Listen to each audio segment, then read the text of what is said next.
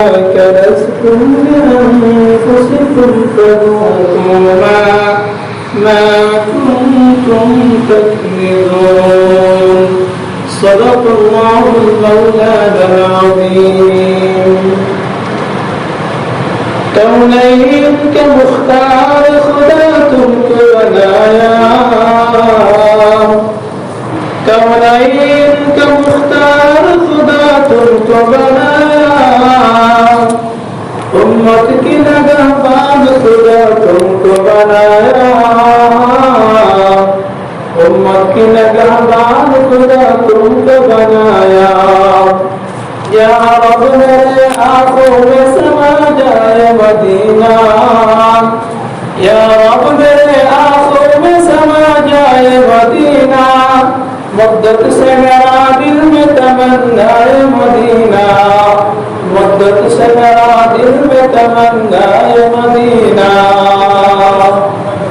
तलवार वक्त मुमकिन कर मैदान आसिर, दुश्मन की मुकाबल तो लगाना है तकबीर, दुश्मन की मुकाबल तो लगाना है तकबीर। तो मर्द मुसलमान हो तो मर्द मुसलमान, तो मर्द मुसलमान हो तो मर्द मुसलमान। एक हाथ में तलवार है, एक हाथ में तलवार, एक हाथ में तलवार है, एक हाथ में तलवार। अल्हम्दुलिल्लाह, महान अल्लाह ताला दरबार लाख कोटि शुक्र যে আল্লাহ পাক রব্বুল আলামিন মাহে রমজানের দ্বিতীয় জুমায় আল্লাহ তাআলার ঘর মসজিদে আমাদেরকে আসা এবং বসার মতো তৌফিক দিয়েছেন।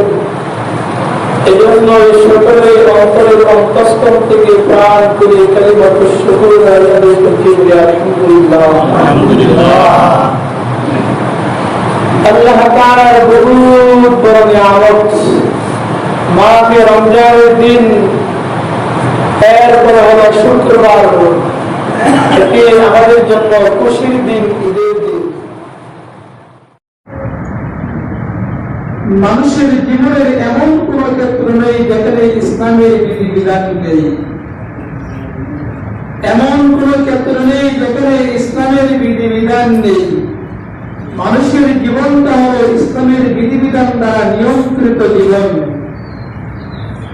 মুমিন মুসলমানের জীবন নিয়ন্ত্রিত জীবন, লাগামহীন ভাবে চলানোর অবকাশ নেই।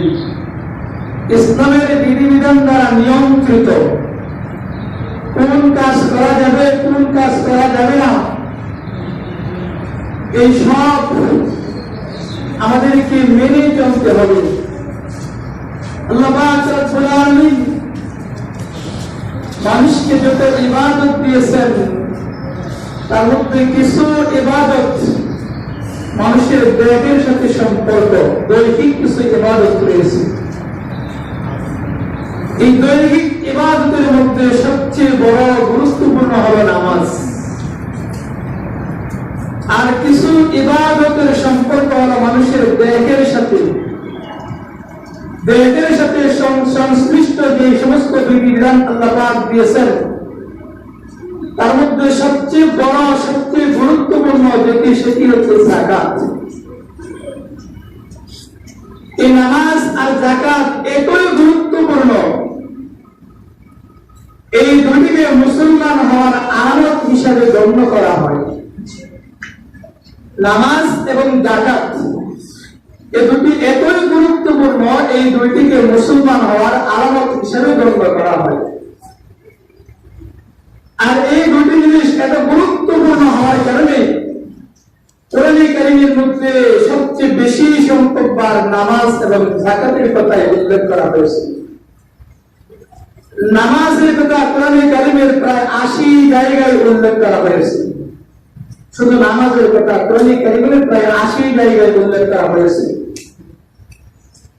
আর যাকাতের কথা কোরআনে কারীমের ৩২ জায়গায় উল্লেখ করা হয়েছে। এই দুটি খুব গুরুত্বপূর্ণ। নামাজ এবং যাকাতকে মুসলমান হওয়ার আলামত হিসাবে গণ্য করা হয়। রাসূল করিম সাল্লাল্লাহু আলাইহি ওয়াসাল্লামের যুগে নবীজি সাহাবায়ে কেরামদেরকে বিভিন্ন জায়গায় পাঠিয়ে দিতেন যুদ্ধের জন্য, কাফেরদের বিরুদ্ধে যুদ্ধ করার জন্য নবীজি সাহাবায়ে কেরামদেরকে পাঠিয়েছেন।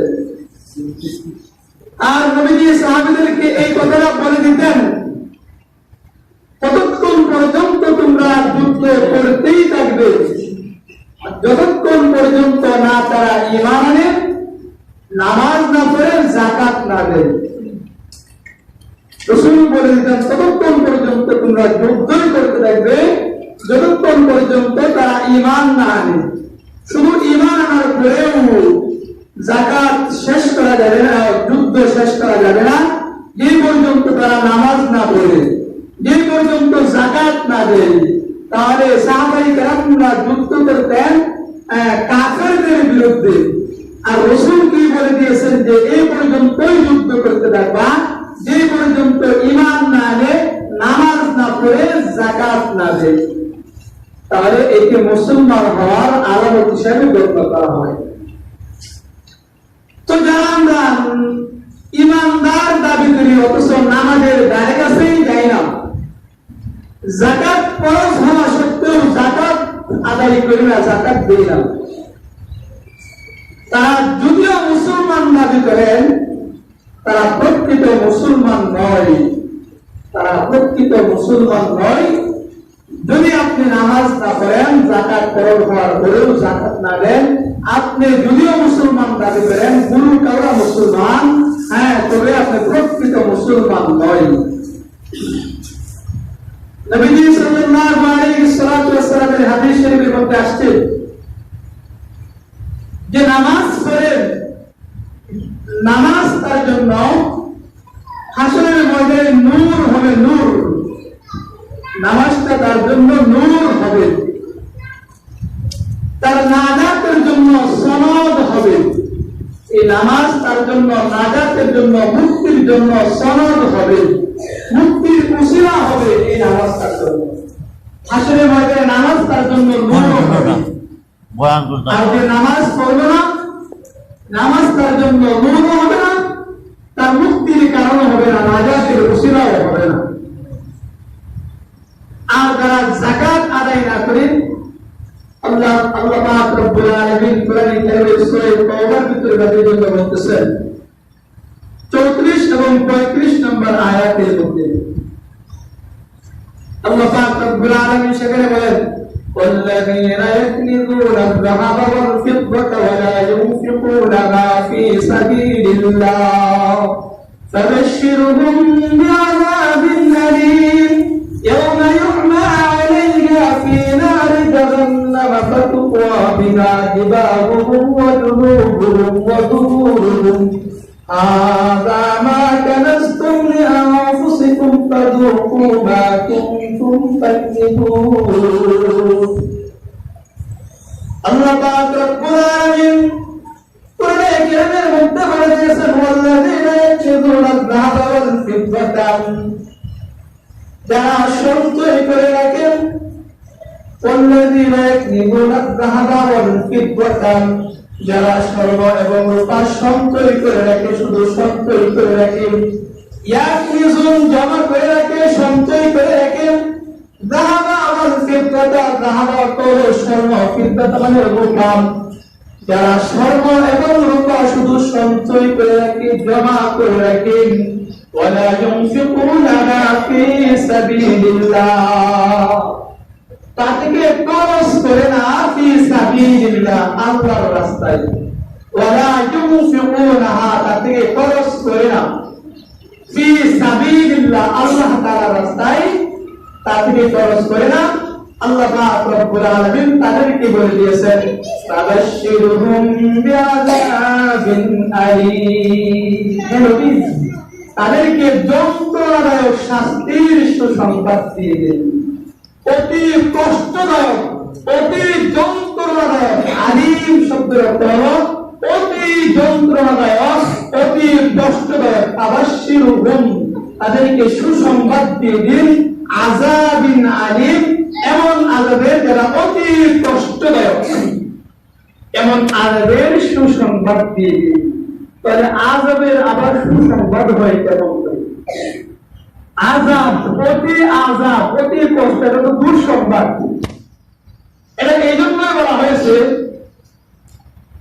যে সন্তান যদি অপরাধ করে তখন কিন্তু মা বলে তোর বাবা আসলে তোর বাবার কাছে বিচার দিব, নালিশ দেব, তোর বাবা আসলে দিবে পিঠা, তখন তুই বুঝতে পারবে মজা। এই পিঠা কিন্তু মজা না, মনে তো বুঝাইছে মজা দিয়া, আসলে কিন্তু সারা কষ্ট। এটা এই জন্য আল্লাহ পাক রব্বুল আলামিন একটা এভাবেই বুঝাইছেন, আবাশিরহুম বিআযাবিন আলীম, যন্ত্রণাদায়ক শাস্তির সুসংবাদ তাদেরকে দিবি। শাস্তিরা কি? আল্লাহ পাক রব্বুল আলামিন বলতেছেন, ইয়াউমা ইউমা আলাইহা ফী নারি জাহান্নাম ফাতুকওয়া বিহা জিবাহুহুম ওয়া যুনুবুহুম ওয়া যুনুবুহুম হাযা মা কানাসতুম লিআনফুসিকুম ফাযুকু মা কুনতুম তাকনিজুন।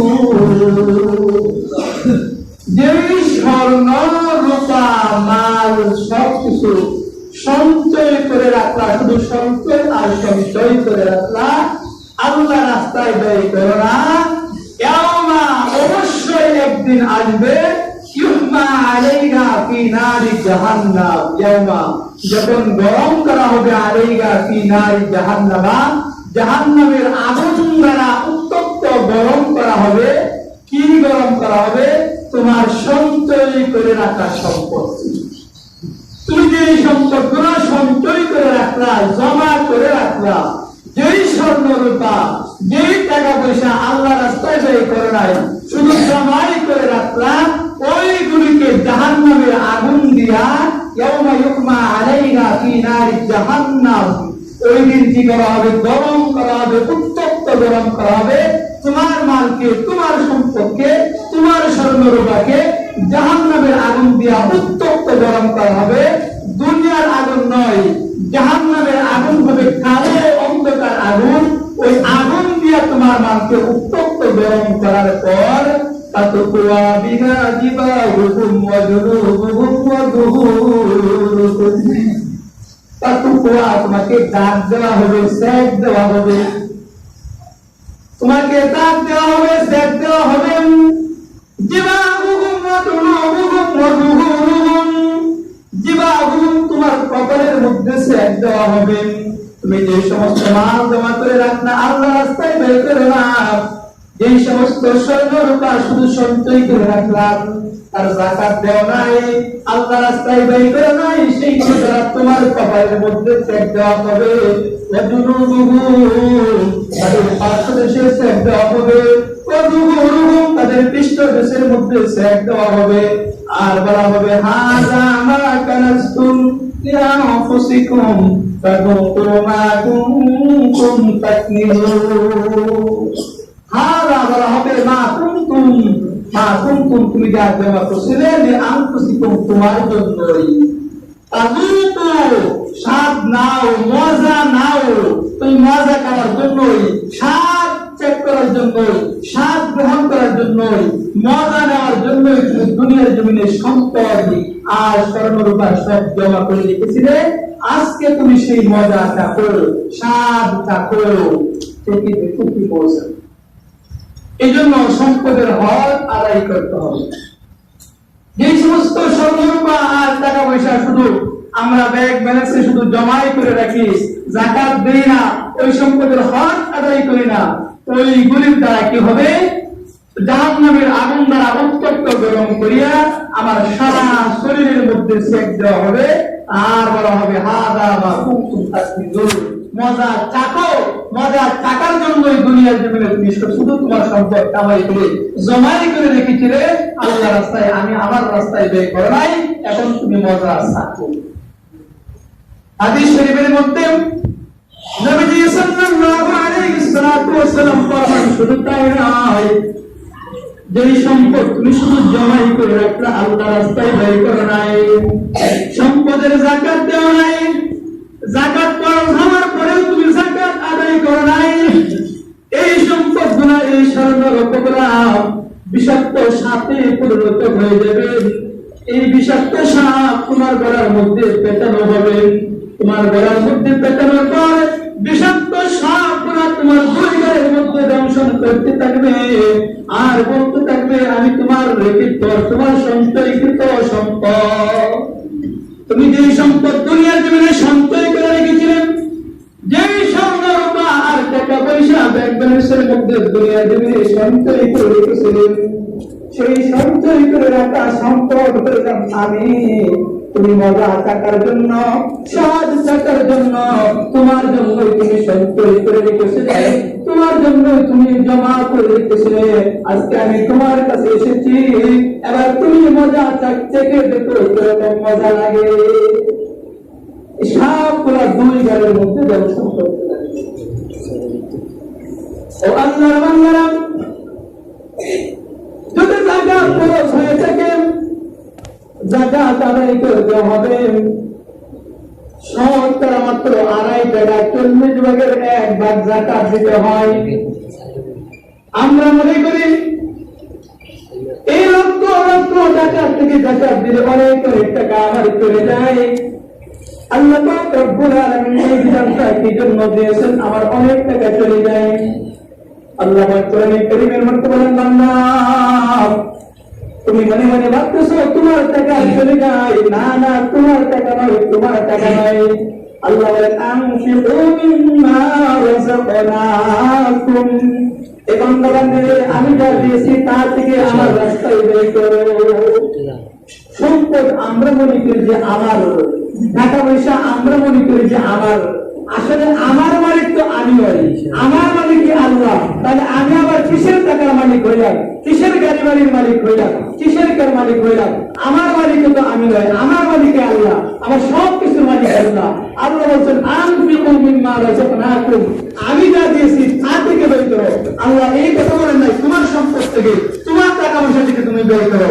আল্লাহ বলেছেন আমি যা দিয়েছি তা থেকে ব্যয় করো। বুঝতে হবে আমার সম্পদ, আমার টাকা পয়সা, আমার ব্যাংক ব্যালেন্স সব কিছু আমার নয়, এগুলো আল্লাহর। আল্লাহ যেভাবে বলেছে ব্যয় করার জন্য আমাকে সেইভাবেই ব্যয় করতে হবে।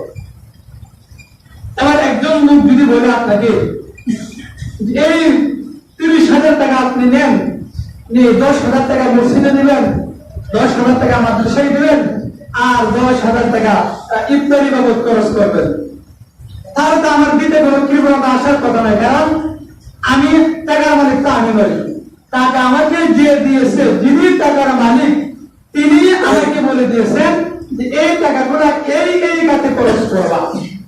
তাহলে আমার তো কৃপণতা করার কোনো কথা নয়।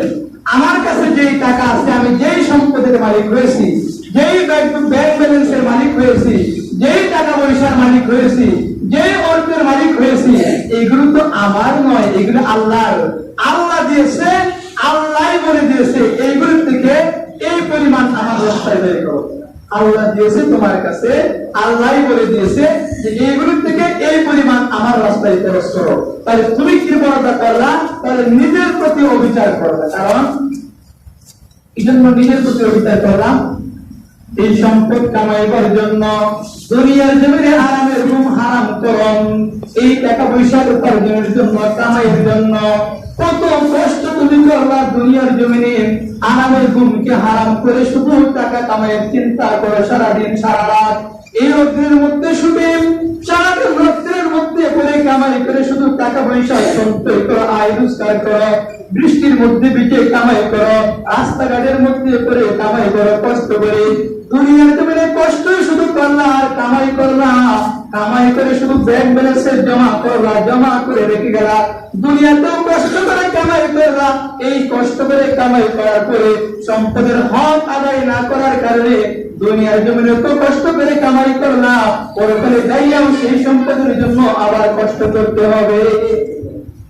দুনিয়ার জমিনেও কষ্ট করে কামাই করে সঞ্চয় করলেন, এই কষ্ট করে কামাই করার পরে সম্পদের হক আদায় না করার কারণে, অর্থের হক আদায় না করার কারণে পরকালের মধ্যে যায় এই সম্পদের কারণে, সেই সম্পদ দুনিয়াতে কষ্ট করে কামাই করে জমা করে রেখেছেন, এই সম্পদের জন্য পরকালের মধ্যে যায় আবার শাস্তি ভোগ করতে হবে। তাহলে আমার কপালে অশান্তি আর অশান্তি। দুনিয়াতে কষ্ট করে কামাই করবেন, পরকালের মধ্যে যায় আবার কষ্ট করতে হবে, এই সম্পদের জন্য আবার শাস্তি ভোগ করতে হবে। তাহলে বুদ্ধিমান তো ওই রূপ যে লোক সে তার সম্পদের হক আদায় করে মানে যাকাত দেয়, যাকাত করে তার সম্পূর্ণ মালের 40 ভাগের 1 ভাগ, সম্পূর্ণ মালের 40 ভাগের 1 ভাগ। আমরা মনে করি আমি সম্পদ কামাই করেছি আমার বিদ্যার বলেন, আমার বুদ্ধির বলেন, আমার জ্ঞানের বলেন, আমি আমার শক্তির বলে সম্পদ অর্জন করেছি, সেই জন্য আমি যাকাত দিয়ে দেব। আল্লাহ বলেন না না না, তুমি তোমার সম্পদ, তুমি তোমার শক্তির বলে সম্পদ অর্জন করতে পারো নাই, তোমার বিদ্যার বলে, তোমার বুদ্ধির বলে তুমি সম্পদ অর্জন করতে পারো নাই। তোমার বুদ্ধির বলে হইতো, যদি তোমার শক্তির বলে হইতো, এরপর বলেন কামাবিলিন আবিলিন আয়াত মাযাহিবুহু, কামাবিলিন আবিলিন আয়াত মাযাহিবুহু, ওয়া কাম জাহিলিন জাহিলিন তালকাহু মারসুকা। তুমি যদি মনে করো যে আমার বিদ্যার বলে, আমার বুদ্ধির বলে আমার এই সম্পদ অর্জিত হয়েছে, তুমি তাকায় দেখো তোমার চেয়ে বড় কত কত বুদ্ধিজীবীরা উপার্জনের ক্ষেত্রে দিশাহারা হয়ে ঘুরছে, উপার্জন করার মতো, টাকা পয়সা কামাইবার মতো কোন রাস্তা খুঁজে পাচ্ছে না, কোন পথ খুঁজে পাচ্ছে না। আর কত বন্ধ মূর্খ আছে সম্পদের তুপের মধ্যে দিনের পর দিন করে যাচ্ছে। বহু অর্থ সম্পদের মালিক গন্ধ মূর্খ, আর বহু শিক্ষিত বহু জ্ঞানী গুণী একবারে অভাবের মধ্যে পড়ে আছে, টাকা পয়সা কামাইবার কোন রাস্তা খুঁজে পাচ্ছে না। তুমি যদি মনে করো যে আমার এই মেধার বলে, আমার বুদ্ধির বলে আমি সম্পদ টাকা পয়সা কামাইছি, সেটা ভুল হবে। যদিও বলো যে আমার এই শিক্ষার বলে, আমার যোগ্যতার বলে আমি সম্পদ কামাইছি, তাহলে যাকাত কি জন্য দিব? তোমার বিদ্যা কে দিয়েছে? তোমার বুদ্ধি তোমাকে কে দিয়েছে?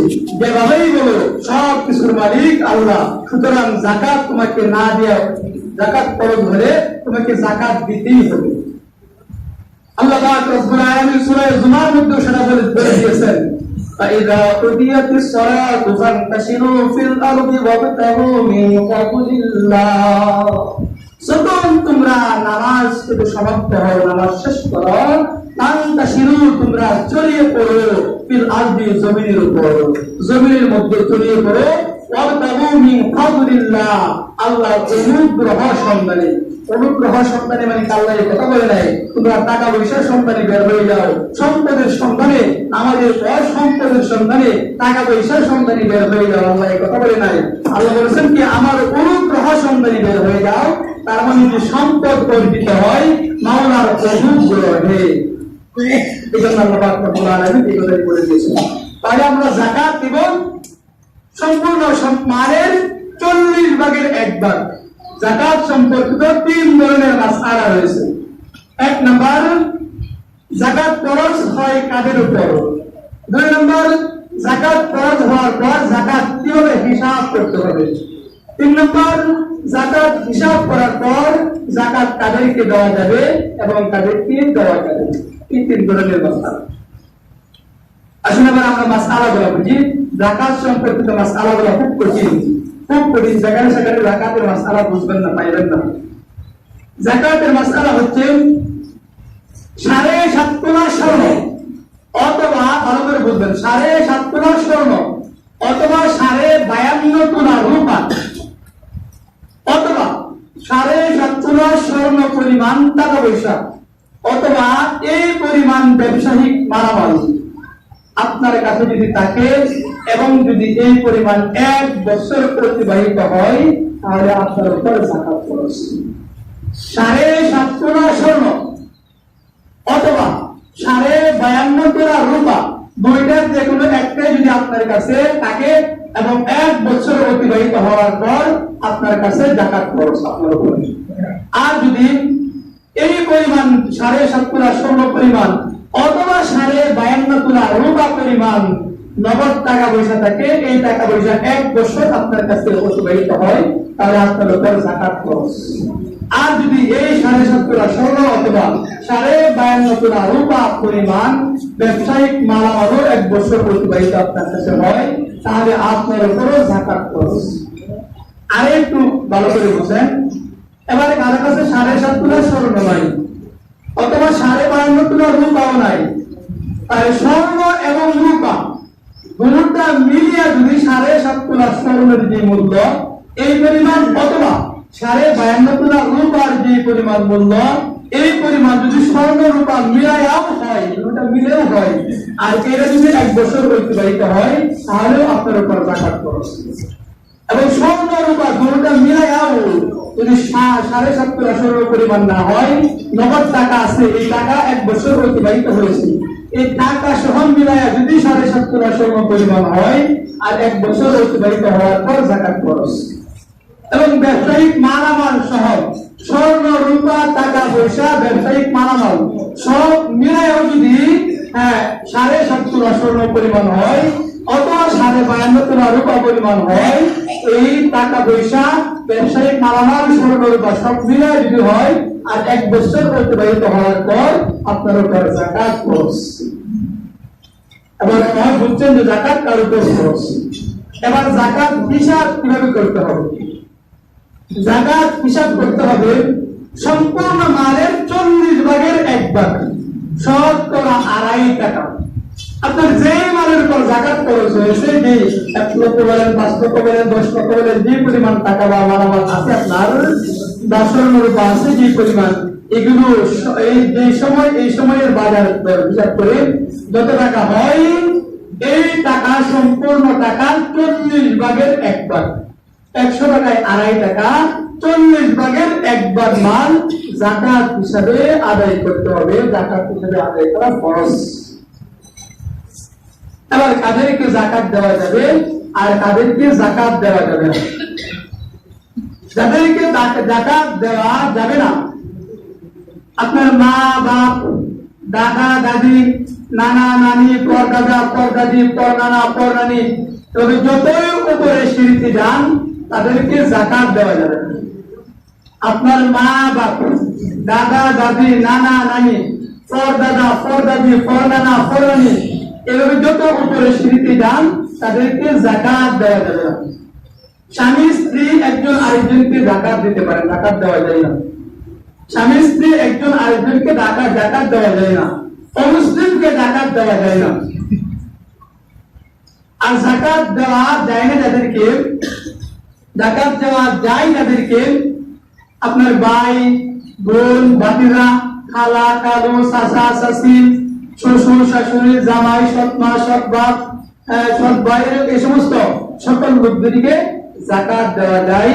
তবে ফকির যারা, যাদের মধ্যে মনে করেন নিজের সন্তান সন্ততির প্রয়োজন পূরণ করার মতো অর্থ নাই, টাকা পয়সা নাই, তাদেরকে যাকাত দেওয়া যাবে। যাদের উপর এমনি গরিব, সন্তান সন্ততির প্রয়োজন পূরণ করার মতো টাকা পয়সা নাই এবং কি ঋণের বোঝা চেপেছে, তাদেরকেও যাকাত দেওয়া যাবে। আর সবচেয়ে উত্তম হলো যদি গরিব পারিমনে আয়রন থেকে মাদ্রাসার ছাত্র, ওদেরকে দিলে সওয়াব আরো বেশি হবে এবং নিজের আত্মীয় স্বজনের মধ্যে যারা আছে তাদেরকেও দিলে সওয়াব হবে। তবে আত্মীয় স্বজনের মধ্যে দিলে মাসআলা হলো এই কথা না জানিয়ে দেওয়া যে এটি আমার যাকাতের টাকা, নিজের আত্মীয় স্বজন, ভাই বেড়াদর, চাচা চাচি, কালা কালু, মামা মামি, তাদেরকে যাকাতের টাকা দিলে তাদেরকে এই কথাটা না জানানো যে আমার যাকাতের টাকা, এই কথাটা না জানানো। সময় শেষ। যে আলোচনা করলাম, আল্লাহ পাক রব্বুল আলামিন আমাদের সকলকে বুঝার আমল করার মতো তৌফিক দান করুন। ওয়া আখিরু দাওয়ানা আলহামদুলিল্লাহি রাব্বিল আলামিন।